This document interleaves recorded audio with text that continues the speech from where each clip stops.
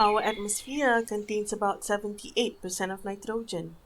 These nitrogen gases exist as a diatomic molecule. In this form, they are inert, which simply means that they are chemically unreactive. Let's take Mr. Rabbit here as our example. Animals can take in nitrogen gases from the atmosphere during inhalation, but because they cannot utilize nitrogen in this molecular form, these gases are released back to the atmosphere during exhalation. And this is the same for plants. To put it simply, we can say that the nitrogen gases in its molecular form are useless to organisms. For plants and animals to be able to utilize nitrogen, these molecular form of nitrogen have to be converted into a usable form in the soil, which we will learn in nitrogen cycle. Now, there are 5 processes involved in nitrogen cycle.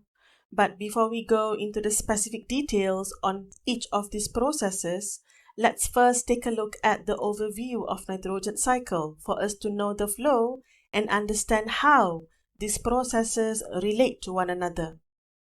The cycle begins with nitrogen fixation, where atmospheric nitrogen are converted into a usable form of nitrogen in the soil. This is followed by assimilation, whereby this usable form of nitrogen are utilized by plants and animals to make useful compounds. Over time, these organisms will die and they will undergo decomposition, whereby in this process, decomposers in the soil will decompose and breaks down these dead organic matter into ammonium compounds. In nitrification, ammonium in the soil will be further broken down into other form of nitrogen, therefore returning useful form of nitrogen back into the soil. Through denitrification, some of this useful form of nitrogen are converted, therefore return back to the atmosphere in the form of atmospheric nitrogen. Here we can see that nitrogen circulates and moves through biotic and abiotic factor through these 5 processes. Now that we have looked at the overview and understand the flow of these processes, we can now look into each of these processes individually. Let's begin with nitrogen fixation. Nitrogen fixation helps to convert atmospheric nitrogen into a useful form of nitrogen in the soil. This is actually done with the help of nitrogen-fixing bacteria. The first bacteria is a symbiotic bacteria. These are the rhizobium species.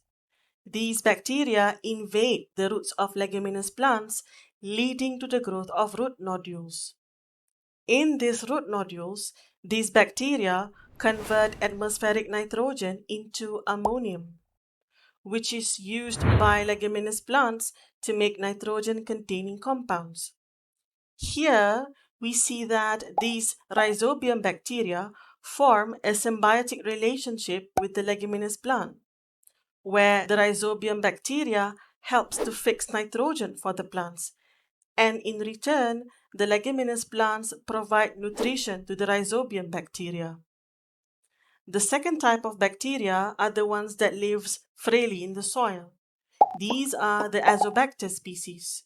These bacteria also convert atmospheric nitrogen into ammonia, which then dissolves in water in the soil to form ammonium. Besides nitrogen fixation, lighting is also one of the processes that can add usable form of nitrogen into the soil. Atmospheric nitrogen, in its molecular form, are bonded by a strong triple bond. And because of this strong bond, the molecular nitrogen are chemically unavailable to organisms. But lightning is powerful enough to break the molecular nitrogen, splitting it into nitrogen atoms, which quickly combine with oxygen molecule in the atmosphere to form nitrogen dioxide. In the presence of rain, these nitrogen dioxide gases dissolves in the raindrops, forming nitric acid, which dissociates in the soil to form nitrates. In assimilation, plants can absorb nitrogen in the form of nitrates and ammonium, which plants can absorb via the roots. But this is different for animals. Animals cannot absorb nitrogen from the soil, but instead, when animals feed from these plants, this is how animals get their source of nitrogen. Both organisms utilize nitrogen to make useful nitrogen-containing compounds and structures like the cells, DNA, and proteins, all of which are essential for them to grow.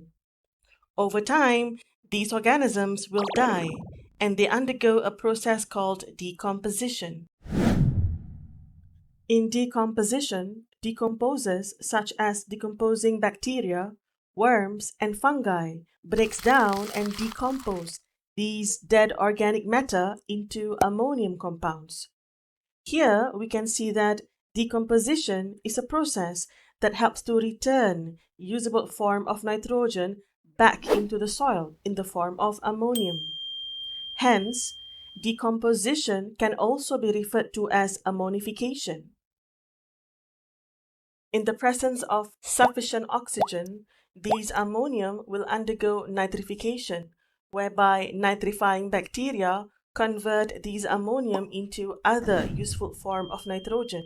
This process occurs under aerobic condition. The first nitrifying bacteria is the Nitrosomonas species.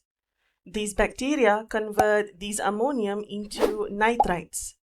This is followed by the Nitrobacter species, which convert these nitrites into nitrates. Here we can see that nitrification is a process that helps to return useful form of nitrogen back into the soil in the form of nitrates. In denitrification, denitrifying bacteria such as the Clostridium species and Pseudomonas species convert these nitrates in the soil into molecular nitrogen. Keep in mind that denitrification occurs under an aerobic condition, which simply means that this process occurs in the absence or in limited presence of oxygen. Overall, we can see that denitrification is a process that helps to remove and reduce usable form of nitrogen in the soil by returning it to the atmosphere in the form of atmospheric nitrogen.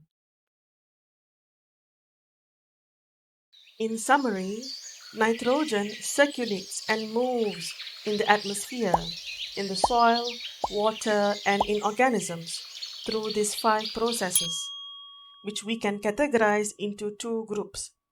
The first are the processes that add usable form of nitrogen into the soil. This include lightning and addition of fertilizers. The second are the processes that remove usable form of nitrogen from the soil, which includes leaching and erosion. All of these processes are important and essential to ensure and maintain balance in nitrogen cycle.